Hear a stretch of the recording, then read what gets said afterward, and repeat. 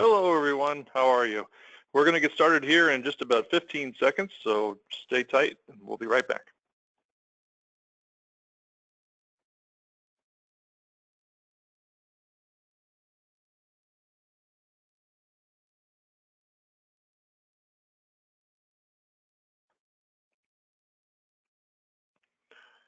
Happy Wednesday everyone.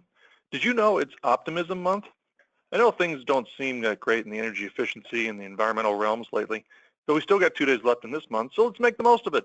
In order to do that, we're going to start today's webinar on the smart home evolution, intelligent, connected, and solar. And I want to let you know it's brought to you by NV Energy. Smart home technology continues to evolve at a meteoric rate. We're going to explore trends in the smart home product sector, the integration of enabling technologies, the convergence of smart and solar systems, and the way that this newly automated environment is altering the performance of our homes and the way we interact with them. Now, today's guest is someone most of you are probably familiar with. Sarah Gutterman is the co-founder and CEO of Greenbuilder Media, an experienced entrepreneur, investor, and sustainability consultant. Sarah specializes in developing companies that are simultaneously sustainable and profitable. Sarah is a former venture capitalist and has participated in a portion of the life cycle, from funding to exit, of over 20 companies. Sarah graduated cum laude from Dartmouth College and holds an MBA in entrepreneurship and finance from the University of Colorado. Now, I mentioned before that this webinar is being brought to you by NV Energy, and they specifically want you to know about PowerShift by NV Energy. You can never save too much energy or money. That's why NV Energy has introduced PowerShift to help its residential and business customers conserve even more energy and save money on their power bills. PowerShift by NV Energy is also about excellent customer service. It's your one-stop shop to find all the energy-efficient products and services to help you boost your bottom line, along with convenient ways to manage your PowerShift Energy Advisors are dedicated to working side by side with business customers to discuss their needs and to find energy efficiency solutions that save money. Plus, their Business Solutions Center is the place to go to discuss your bill payments and account-related questions. For more information, please visit nvenergy.com/PowerShift. During the course of today's presentation, you can submit questions for our guest. Simply use the questions box that's probably on the right side of your screen. I'll review those questions and pose them to Sarah during the Q&A time set aside after her presentation. Sarah, thanks for stepping out front to talk with us today. Thanks, Mike. It's a pleasure to be here. I'm really happy to have the opportunity to talk about one of my favorite topics, which is the evolution of the smart home and the convergence of intelligent, connected, and solar technologies. It's really an incredible time right now in terms of the advancement of these enabling technologies that are offering homeowners a game-changing level of control, independence, and peace of mind within their homes, with some corresponding challenges and headaches. We'll talk about some of those as well. They're also offering building professionals and manufacturers a really interesting opportunity to differentiate themselves, to add value to their customers, and to innovate. So, without further ado, let's dive in. First, I would like to thank NV Energy again for hosting this webinar. I'd like to start out with just some basic building industry statistics to show how colossal the opportunity in front of us truly is. There's about 1.6 trillion square feet of existing built space. About 75% of that is residential and 25% is commercial. 161 billion square feet of space will be newly constructed or retrofitted by 2030. The bulk of that growth will occur in China, the United States, and Canada. Now, this is an interesting one. The average age of a home in the U.S. is 35 years old. So 58% approximately of those homes in this country were constructed prior to 1980, which means that they have, many of them have lead or asbestos, moisture, structural or durability problems. They offer poor comfort and performance, and so therefore there are health risks and oftentimes large energy bills. So what this translates into are major remodeling opportunities. And as we all know, when homeowners are remodeling, they are more often to upgrade to things like smart home technologies and solar while already engaged in that remodeling process. And of course, the green building market, the smart home sector, and the solar industries are all growing at astounding rates. But the key point here, and really perhaps the biggest opportunity, is that we're seeing an unprecedented transition from a high consumption and low automation market to a low consumption and high automation market that is fundamentally altering our built environment and the way that we interact with it. Now I want to talk about some U.S. housing market drivers that are really paving the way for the smart home revolution and evolution. First, regulations and performance requirements, certainly at the city and state level, perhaps not so much at the national level these days, but again, at the city and state level, they are continuing to mandate greener, smarter, and solar powered homes and buildings. So cities like San Francisco, Denver and Boulder, Austin, Berkeley, New York are requiring new and even existing homes and buildings to have the proper wiring for smart technologies, for solar systems, for electric vehicles. And they're calling also for enhanced energy and water efficiency and improved indoor air quality, all of which can be accomplished and managed with enabling technologies, smart home technologies, solar systems, etc.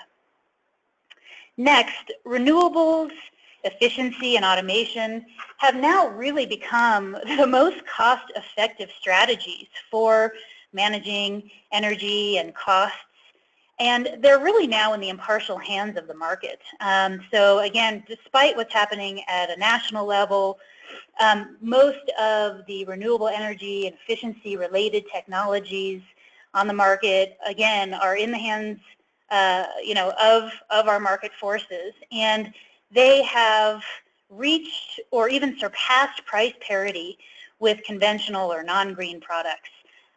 So a couple of examples that I really love to cite. One is solar is now the cheapest retail form of electricity on average across the country, and wind is the least expensive wholesale form of electricity across the country.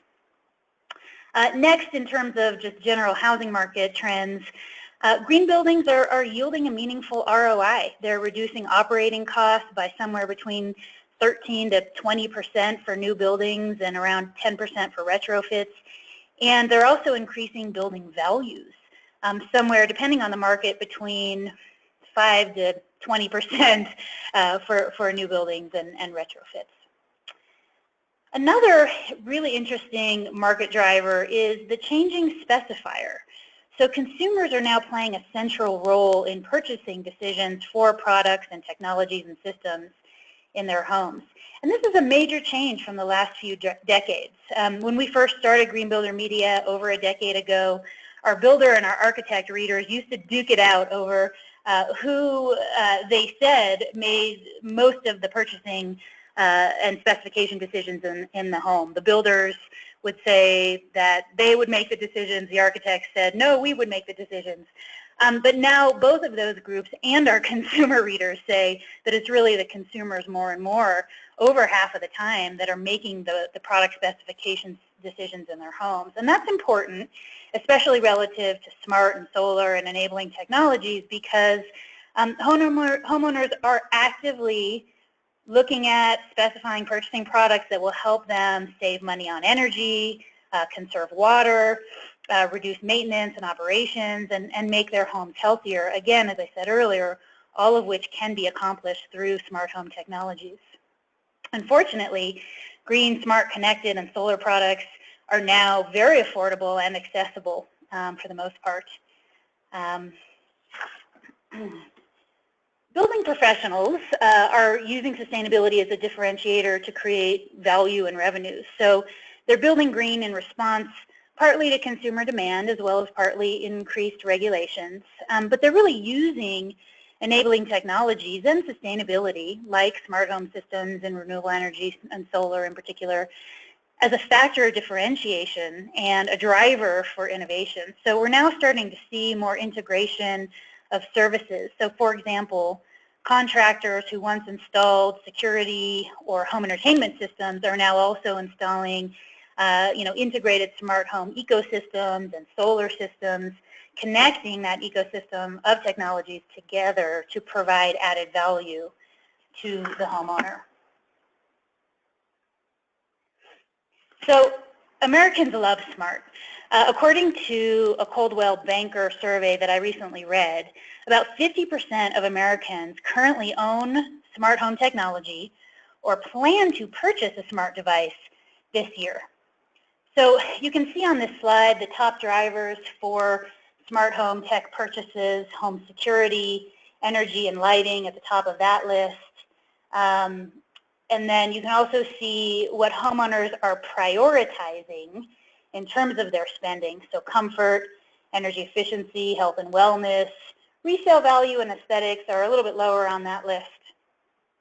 But the silver bullet question that a lot of manufacturers and building professionals are asking now is, will consumers pay for a bundled ecosystem of enabling technologies that integrate their smart systems with their solar systems, perhaps other telecom and cable systems, et cetera, because upfront cost still remains the #1 roadblock to buying enabling technologies.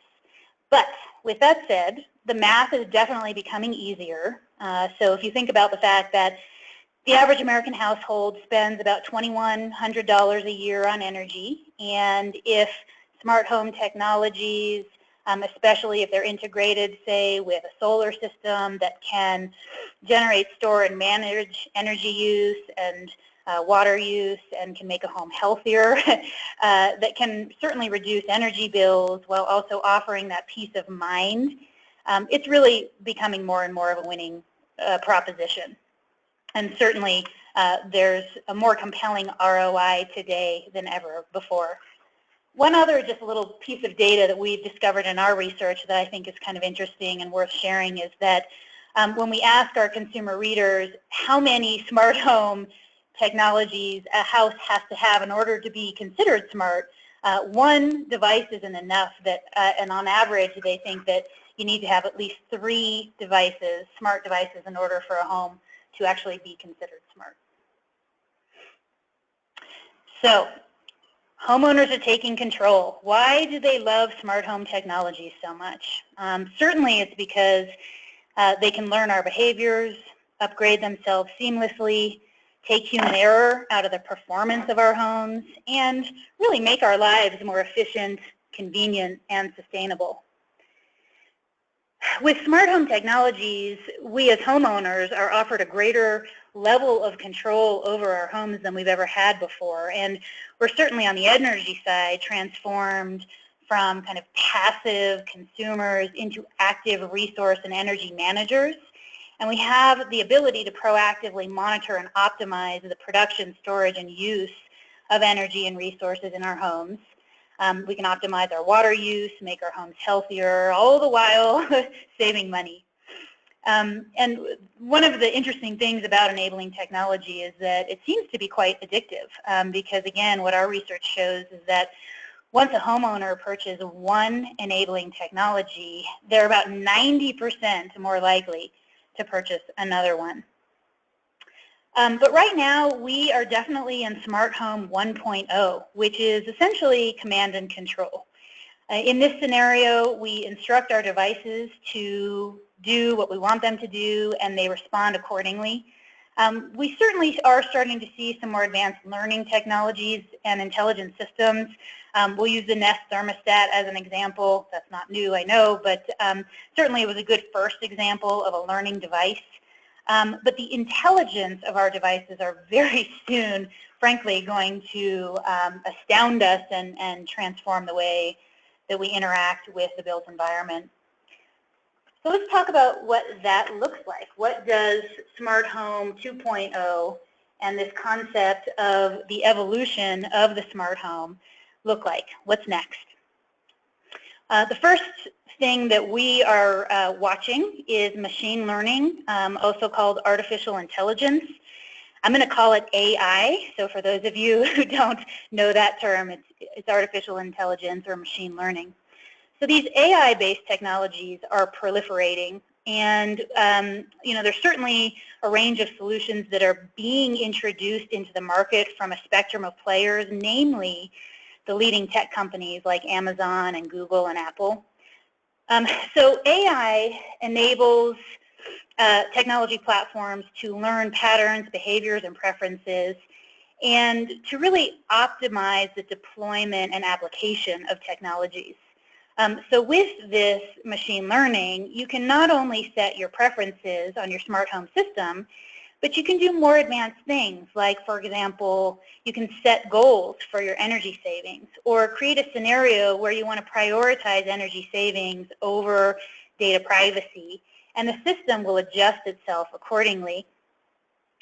A fundamental part of the smart home evolution includes this AI in terms of creating intelligent systems that learn, adapt, and potentially act autonomously, rather than executing that command and control that I talked about, which are essentially predefined instructions. And frankly, this is a really primary battleground for a lot of the big tech companies. So given the amount of focus and resources that they're placing on AI, we can see major developments in the next few years, which is kind of interesting because if you look at the spectrum of kind of leading tech company entrepreneurs and CEOs, some people like Mark Zuckerberg from Facebook is 100% behind AI. Let's go as fast as we can. Other folks like Elon Musk from Solar City, Tesla, SpaceX, etc., is quite wary of AI and thinks that it could eventually lead to the downfall of humanity. So I think one thing that we will see with AI and machine learning over the next few years is a keen eye from those entrepreneurs as well as the government in terms of development protocols, trying to control the way that machine learning is developed so that we don't end up in a scenario that some of our favorite sci-fi movies at one time predicted. The next Smart Home 2.0 trend that we're watching very closely, of course, is voice-enabled technology. So today we can ask Alexa or Google to tell us the weather or to find a recipe. But this voice-enabled technology and the application for it is expanding. For example, at CES, we saw voice-enabled refrigerators from folks like LG and Samsung.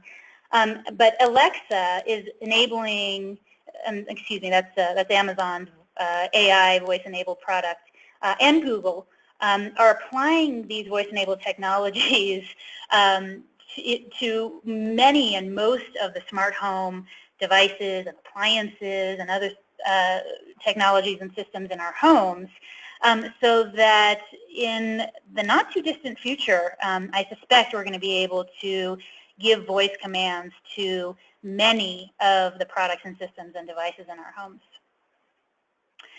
Next, intelligent apps. These include technologies like virtual personal assistants, or VPAs, if you've heard that term, with advanced analytics that really have the potential to transform the way we live in our homes by making everyday tasks easier and kind of being a central hub to communicate with all of the devices in your home. Intelligent things, this is a fun one. This is robots and drones and autonomous vehicles that interact intelligently and collaboratively with each other and with other devices, products and systems, and beyond, within and beyond your home to accomplish tasks.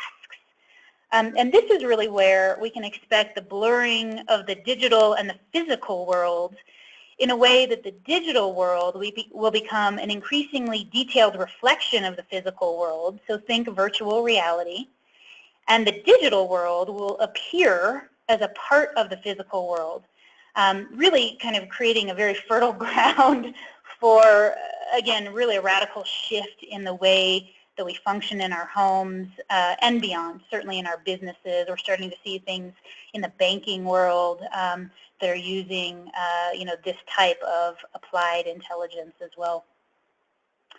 Speaking of virtual reality and augmented reality, we're going to start seeing more immersive environments in our home.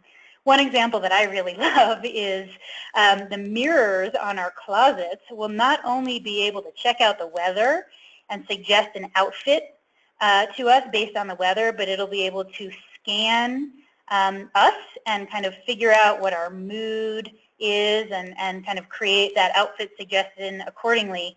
But then also, based on virtual reality and augmented reality technology, it will also be able to show us what said outfit will actually look like on us without us having to try it on. So that's kind of a fun one. The next smart home 2.0 trend that we're watching is location.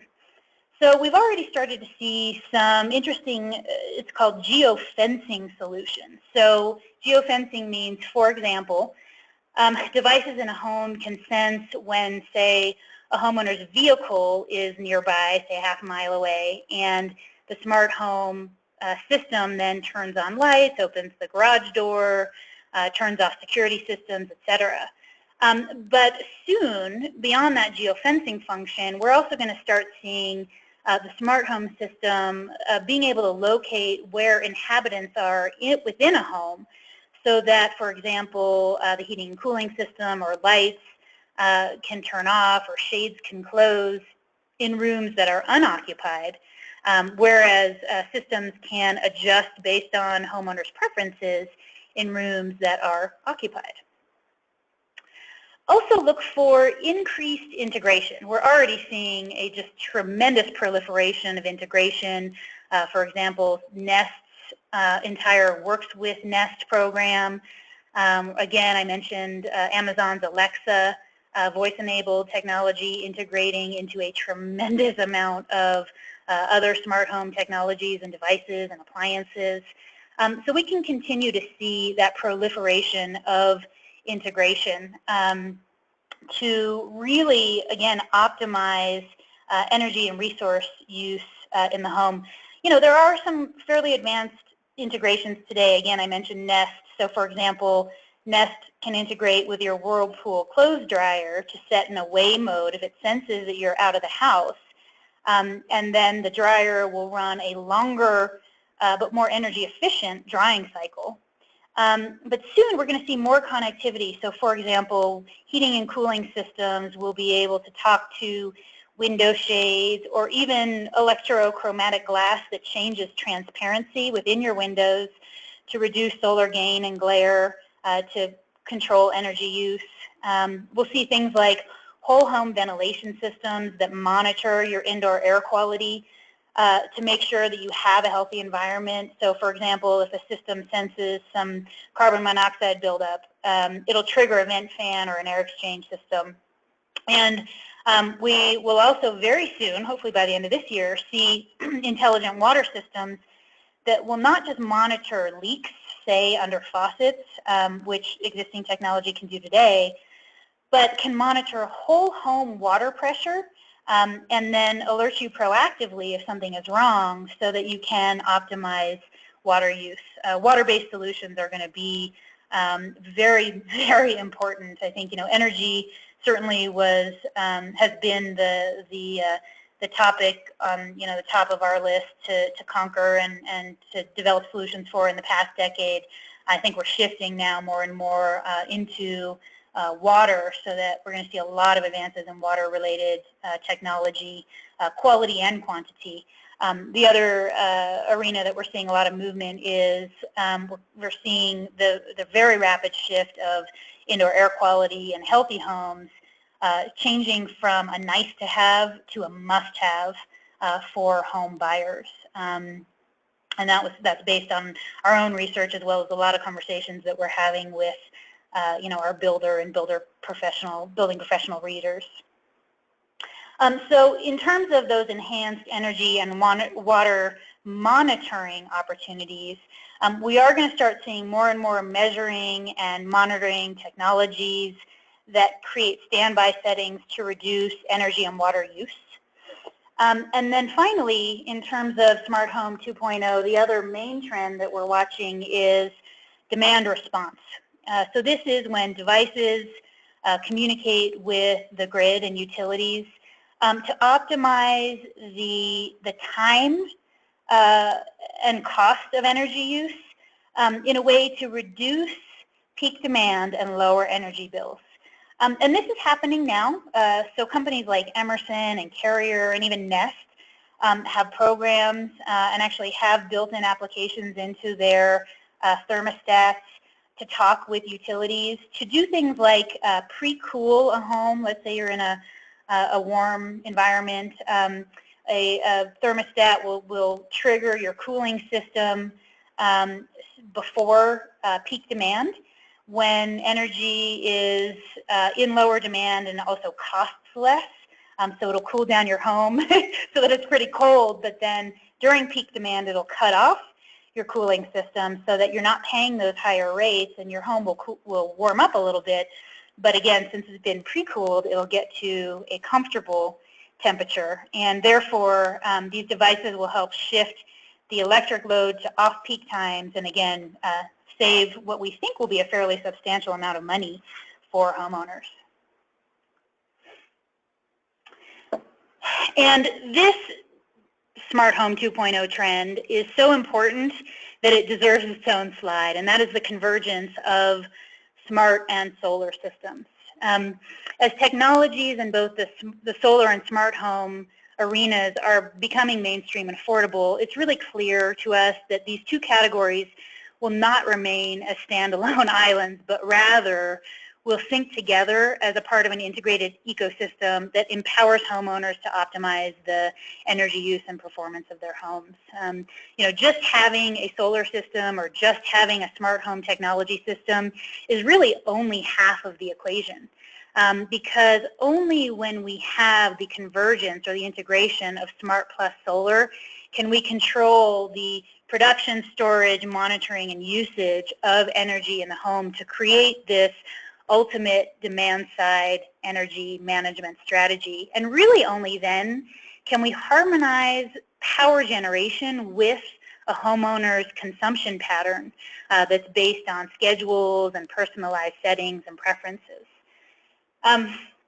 So today, most of the personalization settings for smart home systems are not integrated into solar systems, but we're starting to see that happen. So for example, we're seeing partnerships between companies like SunPower and Ecobee, Solar City and Nest, PV manufacturer Jinko, and inverter and monitoring system company Enphase. And so again, we're already starting to see some of these advancements and expect to see further integrations within that smart and solar space. It's also really important to note that the convergence of smart and solar really is not going to be based only on consumer demand or on innovative building professionals that want to do those installs. The utilities are going to have a say. So, you know, as the utility and the regulatory environment changes, excuse me, as utility business models and the regulatory environment changes, we're going to see factors such as rate restructuring, time of use pricing, fees on net metering, and residential demand charges shape the landscape of the solar industry and will further drive the integration of smart plus solar technologies, especially as the utilities become more and more concerned with grid reliability and resiliency and cost shifting. You know, again, the smart and solar technology industries will need to converge to create an effective load management strategy. And, you know, as we talk with our homeowner readers, they generally like the idea of, you know, either cutting out the energy middleman, which is the utility, if they create their own kind of microgrid system, or at least having more control over their energy future so that they can intelligently plan energy use and, again, kind of match their power generation with their consumption schedules. So there's a lot of words on this slide, and basically what I wanted to list here are some of the kind of most interesting smart home use cases that we're seeing today, and some of which we don't see today but will evolve. So let me just kind of talk through this a little bit. Today we definitely see smart home devices adapting to preferences and desired settings. So, lighting and temperature and audio can adjust based on whether a homeowner is home or away, or there's a party setting or a day and a night setting. But we're certainly going to see, more advanced evolutions of this that extend into mechanical systems, that extend into, I mentioned earlier, window shades and electrochromatic glass, and many other types of products and systems in the home. Hey, Sarah, again, can you hold on for just one moment? We want to switch real quick to have Mary run the slides because the slides are getting cut off at the very bottom. Okay. And, I want to thank Jeff for pointing that out. So we're going to just make a switch here real quick in the hopes that the slides don't get cut off down at the bottom. Okay, great. So I was mentioning geofencing, so my smart home can detect when I'm on my way home and adjust accordingly, turning on lights and music and turning off the security system. Preferred settings we talked about. Again, a lot of those are happening today, but we'll start seeing more advanced iterations of that. Smart systems integrating with solar systems, including batteries and electric vehicles to, again, optimize demand-side energy management strategies. Certainly having smart home devices that help communicate with and monitor kids, family, and pets. That is happening today, but we'll see an expansion of that as well. That's a priority, I know, for a lot of the smart home device manufacturers that we're talking with. Indoor air quality, as I've mentioned, is of primary interest to homeowners. So we're going to start seeing more integrated systems that turn on vent fans, hoods, deploys fresh air exchange, open windows, etc. Security, again, very important, and so we're going to start seeing devices that not only can protect a homeowner against cyber security, so protection against hackers or cyber threats, but also security in terms of if there's an intruder or someone walking on the property, there will be proactive security alerts issued by these smart home technologies. Weather threats, resiliency, another big issue. So we're going to start seeing smart home systems that can close shutters and windows and, again, deploy other resiliency-related items to keep a home and a family protected. Fires and other types of dangers. So I know, for example, there is some integration where if some of the smoke detectors, I think Nest smoke detector, senses smoke, it will turn on the outdoor irrigation system, the Ratio outdoor irrigation system, to wet down the exterior of a house to help mitigate the fire damage and risk. Certainly the integration of appliances. So as an example, my clothes washer is downstairs in my lower level. I'm typically, when I wash my clothes, up on my main level, up a flight of stairs. I really want my clothes washer to text me when the cycle is done so that I don't have to have any guessing, and I can go, especially I have a hybrid dryer, and so it doesn't always take the same amount of time to dry my clothes. So if my dryer could tell me when it's done, that would just be fantastic.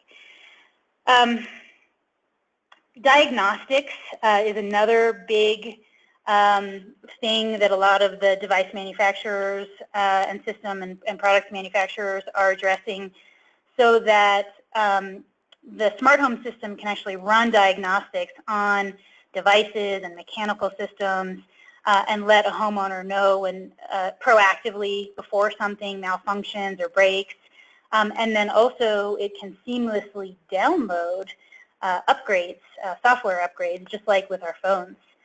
to improve the performance of, again, our smart home devices, but beyond that, our appliances and our mechanical systems.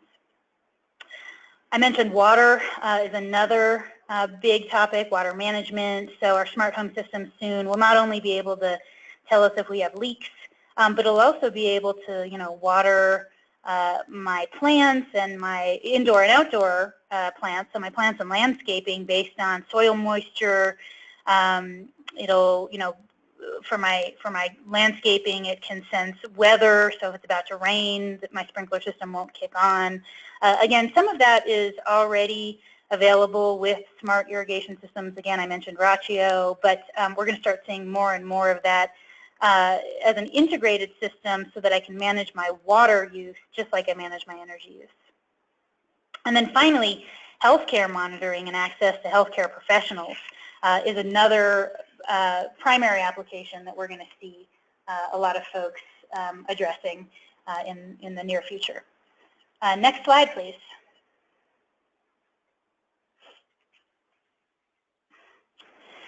So it's not all smooth sailing with smart home technologies these days, and there are some, fairly large and substantial elephants in the room that need to be addressed in order for the smart home evolution to take place in the way that it has the potential to.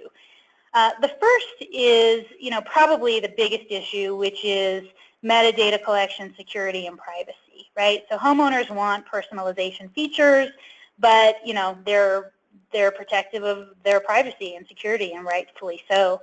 We need to learn a lot about security. I think that there have been some recent scares, if you remember, when fairly dumb devices were taken over by hackers. There were other examples when smart home hubs either were hacked or they just malfunctioned on their own, that show us that the current levels of security at the device and even network level are not adequate. So in future product cycles, we're going to see a lot more security protocols built into devices that provide a shield.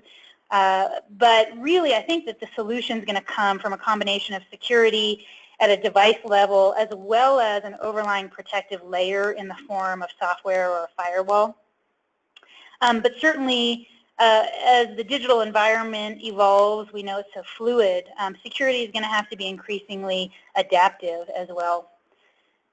The next major concern we're seeing is the network, right? So one smart home technology expert recently said to me, the home network is just a big mess, which makes sense if you consider that our home wireless networks were really designed to host one, maybe two computers. Now we have many, many devices hooked up to them. We've got multiple computers, we've got our smartphones, tablets, not to even mention our entire ecosystem of smart home devices. So all of these devices connected to our Wi-Fi networks expose bandwidth, they bog down our networks, they really stretch the limits of our infrastructure, and they result in a poor user experience. And in addition to connectivity issues, more and more we're seeing consumers having setup issues because there's really a one-size-fits-all kind of setup solution today with mobile access points created by the manufacturers, and they're not always user-friendly or easy to understand. So there's a lot of frustration, not just with connectivity, but again with that setup. But expect to see a lot of movement in the home networking space within the next 12 to 24 months. We're going to see a lot more intelligent networking devices come onto the market. Next, DIY versus integrator installed systems.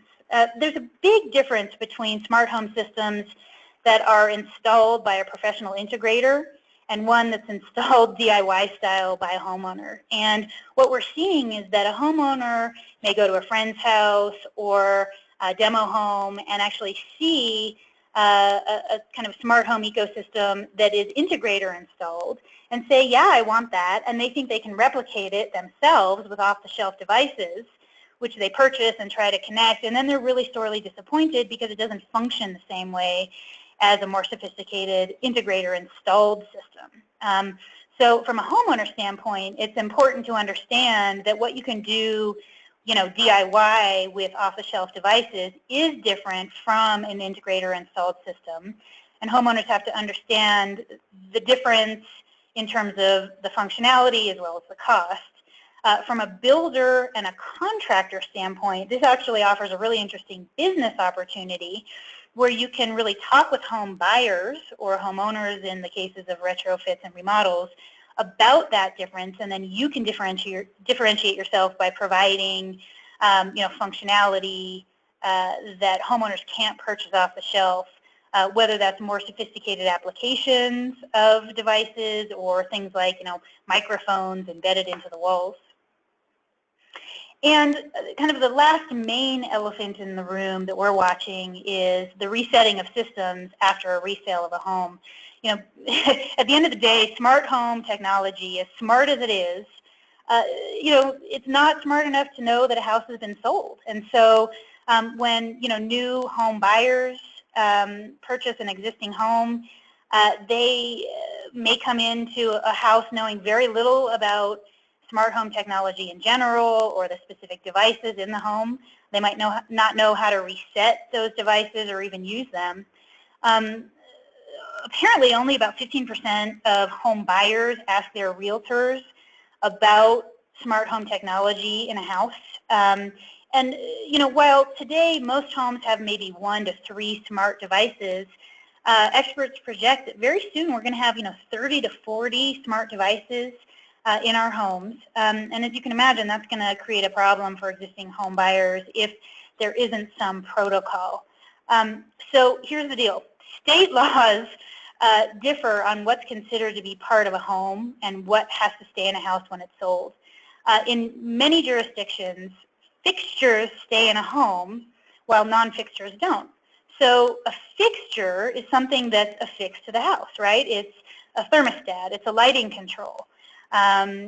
Whereas something that's not a fixture is a webcam or an Amazon Echo, and that sits on a shelf, and so therefore it's not a fixture. So that becomes a problem if you need certain devices that get taken out of the home to run that smart home ecosystem, and especially if the smart home ecosystem is run off of a central hub that is not a fixture and is mobile and is taken out of the home. Another issue is that a lot of connected home devices require a Wi-Fi network, of course, to work, which is one of the first things the original homeowner will remove when a house is sold. So a new homeowner can't really even get in to kind of figure out the whole smart home ecosystem, until they move in and install their own Wi-Fi network. Next slide, please. So at the end of the day, despite the elephants in the room and some of the headaches and some of the security protocols that certainly need to be addressed, smart home technology really is creating a true transformation in the way that we live in our homes and in our built environment in general. For the consumer, they have a new level of control over their homes. They can optimize their resource use, and it certainly, there's the opportunity for cost savings. For building professionals, there is a really unprecedented opportunity for innovation and differentiation. So integrated services, whether it's kind of converging smart and solar systems, or just expanding the ecosystem of what builders put into homes or contractors install in homes, leads the opportunity for increased revenue and loyalty and differentiation, as I said. And then for manufacturers, there's this huge white space. No one has claimed, the lion's share of the marketplace. And, even though, these tech giants are competing right now for market share, it's really the Wild West frontier days, for better and for worse, in order for many different kinds of companies to stake their claim and to make a meaningful impact on this space. So in summary, it's an incredibly exciting time for all of us relative to innovation and technology advancement and the ability to optimize our resource use and dramatically change the way that we interact with our built environment. So with that, I think we've got about 15 more minutes. I'm happy to take any questions that you may have. All right, thanks, Sarah. I appreciate that. And like Sarah said, go ahead and submit your questions over in the questions box on the right side. We already have a couple anyway. The first one's coming in from Joe. Joe wanted to know, what do you think the impact on the solar energy industry will be from, and I wrote about this for Code Watcher. Sarah, I know you and I talked about this as well, the change to the ERI provisions in the IECC. So the 2018 IECC was debated last fall. It'll be published at some point this year. The way that it is now stated is that the ERI numbers went up, but the backstop got a lot stronger. It went from the 09 to the 15. So Joe's wondering, what do you think the impact is going to be on the solar energy industry just from that change alone? Yeah, and Mike, you might be, better qualified to answer this question. So let me submit my response, and please chime in when I'm done, because again, this is something that's really within your purview. My response is, solar is becoming ubiquitous, regardless of codes, regardless of national policy. I think as a lot of folks know, regulation and incentives for solar are really occur at a state level and not at a national level, and that's been true for many years. The fact that solar, as I mentioned earlier, is the cheapest form of retail energy, with continually month after month dropping prices for PVs, which is great for buyers, not so great for our friends at the PV manufacturers. But I think that everything right now is leading towards solar proliferation, and that isn't just for residential, although certainly we're seeing huge increases in solar adoption in the residential sector, but also commercial and really at the utility scale. Take NV Energy as an example. They are working with the city of Las Vegas to make Las Vegas, of all places, 100% renewable.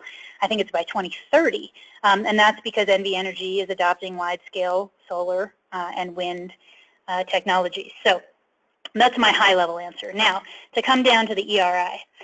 The biggest problem with the way that the ERI was originally proposed was that solar was going to be a trade-off for energy efficiency, and that, as you can imagine, ruffled a lot of feathers, right?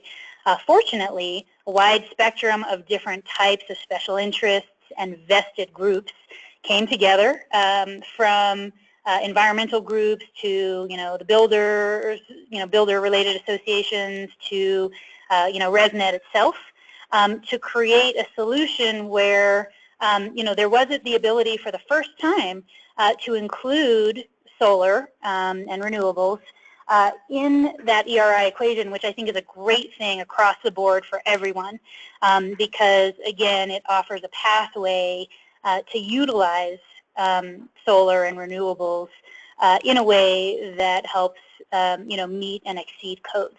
To me, the biggest concern, again, just based on the work that I do, was the original proposition of being able to trade solar for performance in the built-in the envelope, and that clearly was not an acceptable solution. But I think, again, I was not part of the development of this, but we had a lot of friends and colleagues who were, and I think that they came up with a solution that was acceptable to everyone.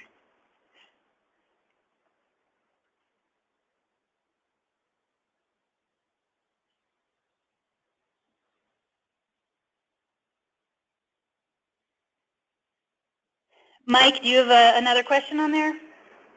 Oh, sorry, I was on mute. I was trying to be courteous to you. I just wanted to address this to Joe real quick. I think two things. One, Joe, you may have been there, or if not, you watched the webcast. There seemed to be this debate about whether we were dealing with energy conservation or energy production, because PV is a way to produce energy. So there was a kind of a philosophical debate there. I think the other thing, and I'm going to take your question in a little bit of a different direction, Joe. I haven't seen a lot of evidence that the ERI path is being used.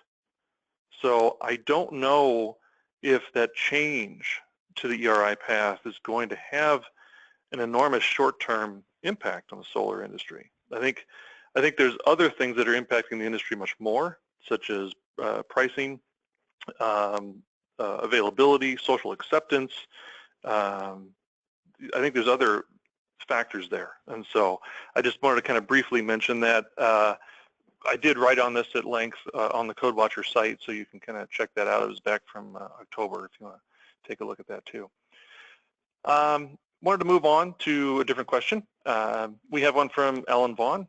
She was talking about when you were, Sarah, when you had the slide about an elephant in the room. She wants to know about the elephant in the room about power outages. All these technologies are vulnerable unless they have on-site renewable energy and the storage to power them when clouds, rain, and nighttime. So what about that elephant in the room? You know what? That's an elephant in the room that I missed, and certainly I'm going to add that from now on. So thank you.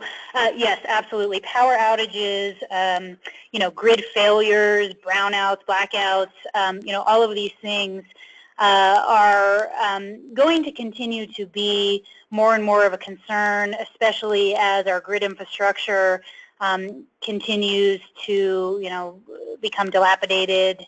I think that, if, as homeowners and building owners more and more have integrated solar system with battery backup, we will be able to manage those power outages more.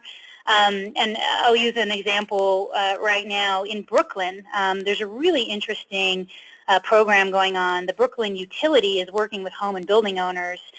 In Brooklyn, there's not really anywhere else to build new power generation plants, right? So the utility is working with building and homeowners to install solar systems that the utility owns and maintains and manages, but the home and building owners actually get access to a certain amount of power. So in the case of, a blackout or a grid failure, the homeowners, because they've got PV and in certain cases battery storage, essentially they're guaranteed to have access to some of the auxiliary and baseline energy, right? So their refrigerator will still run and some of their, lighting will run. It won't be a full-scale, deployment of energy within the home to power all of the appliances and devices, but at least it will be enough to, to remain livable, for your home to remain livable.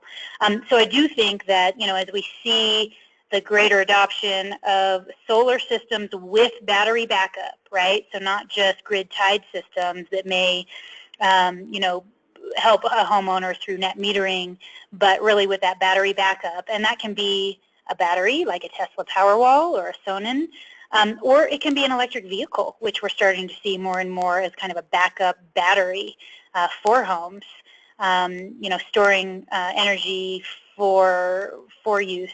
To be able to guarantee homeowners protection from those types of power outages. Okay. We have a question from Glenn in regards to, besides the security issues, are there any other barriers or reasons that you're hearing from builders?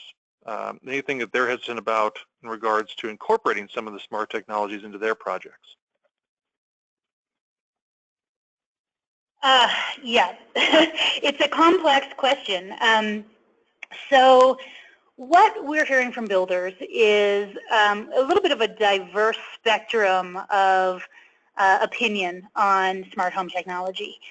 We have some builders, maybe some of the kind of higher end custom builders that would be installing more sophisticated and advanced home entertainment and audio, video, and security systems.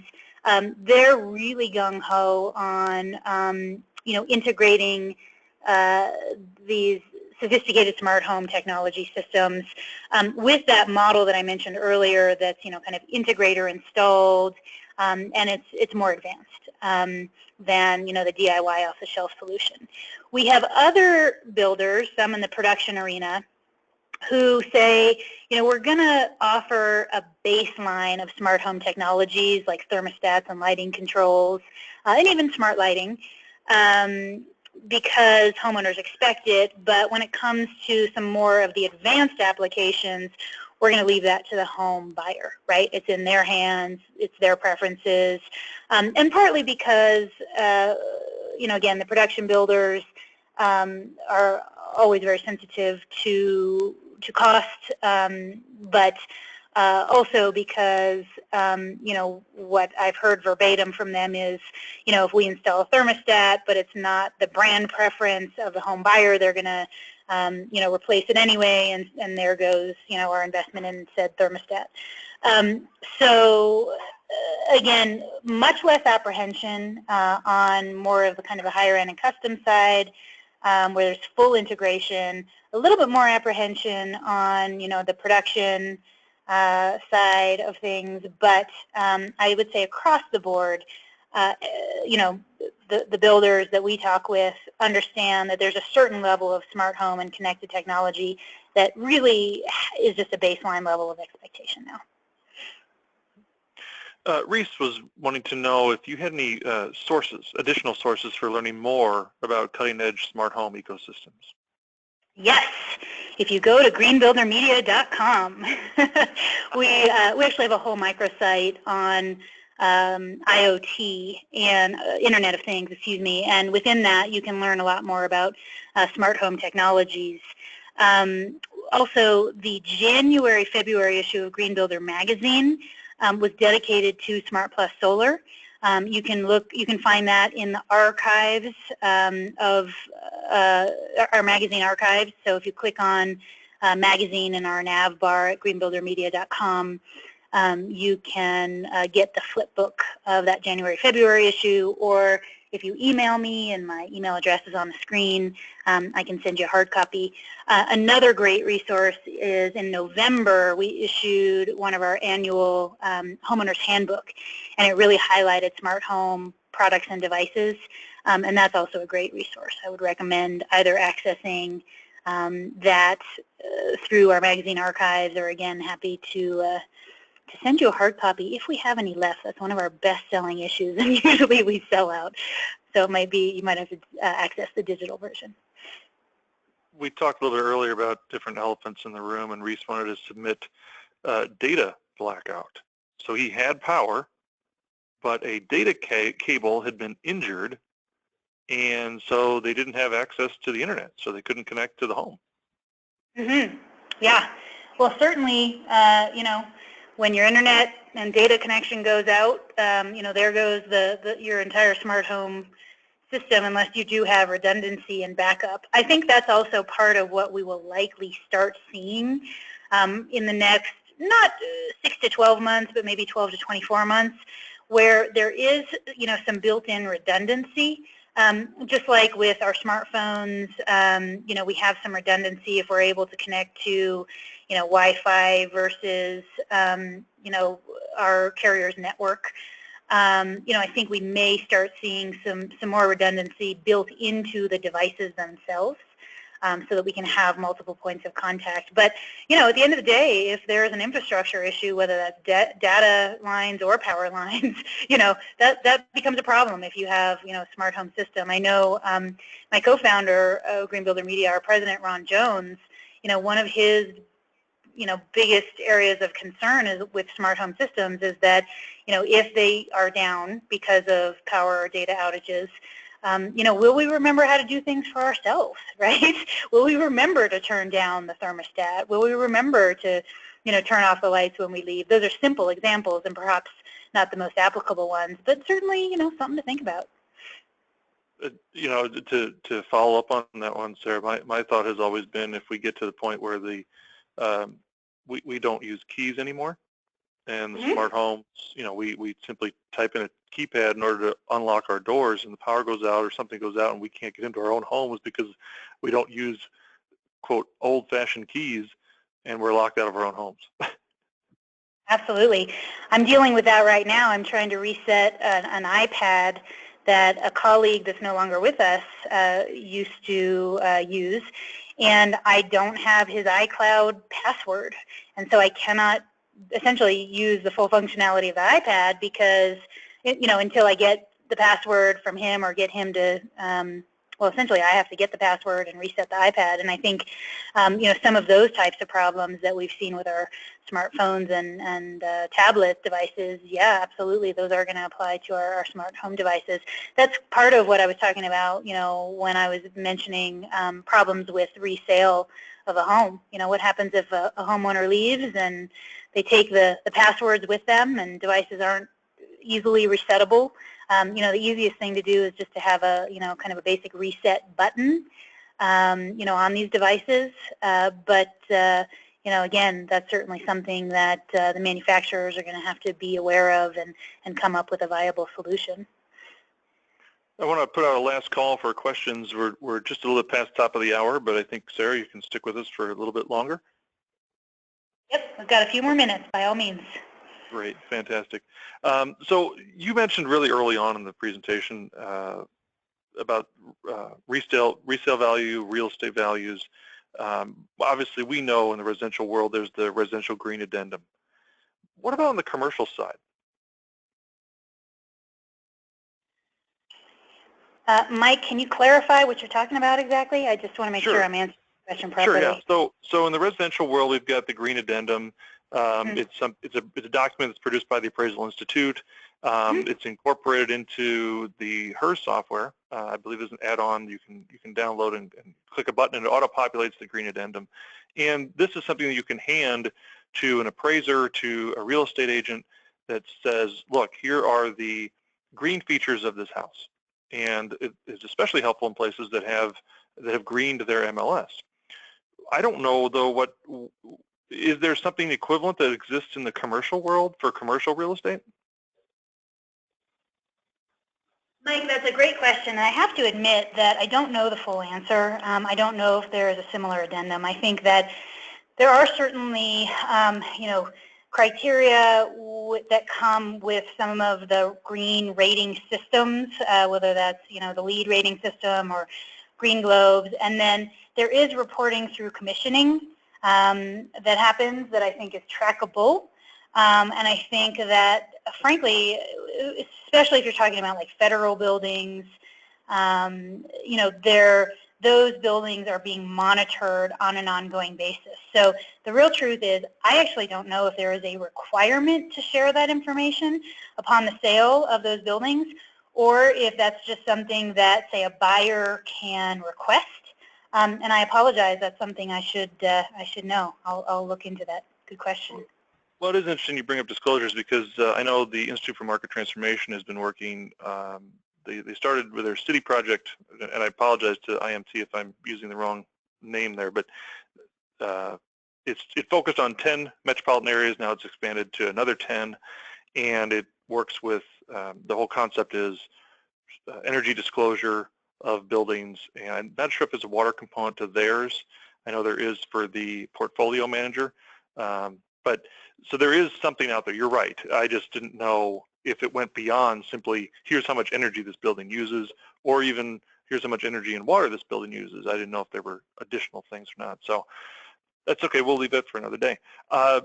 We had a question from Saeed. Do you know, and this is kind of broad, so heads up, do you know which home appliance manufacturers have the lowest electricity consumption? Off the top of my head, no, but I think that's easy to research, if you go onto their websites. I know manufacturers like Bosch and Whirlpool and Miele all, kind of address energy efficiency. Have very advanced, products and appliances in different arenas. I know, for example, Whirlpool has really put a large focus on energy efficiency throughout their entire portfolio, but particularly, for example, I mentioned the hybrid ventless dryer which optimizes energy efficiency. I know Bosch has a brand new dishwasher that they're just rolling out that they say is the most energy efficient on the market. But really, I think many of the brands today, partly because of actual requirements and the regulatory environment, but also partly because energy efficiency is just a big part of the kind of differentiation that the appliances have and will continue to focus on. Many of the appliance companies have energy efficient solutions that go beyond Energy Star and really look at innovative ways to reduce energy use and water use as appropriate. All right. I don't see any other questions right now, so I want to go ahead and thank Sarah for her time today. Any final thoughts?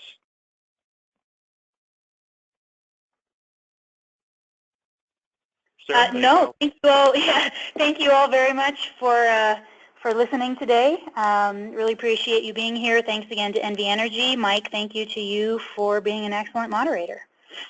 Well, thank you, and I want to thank certainly our audience for submitting all the wonderful questions.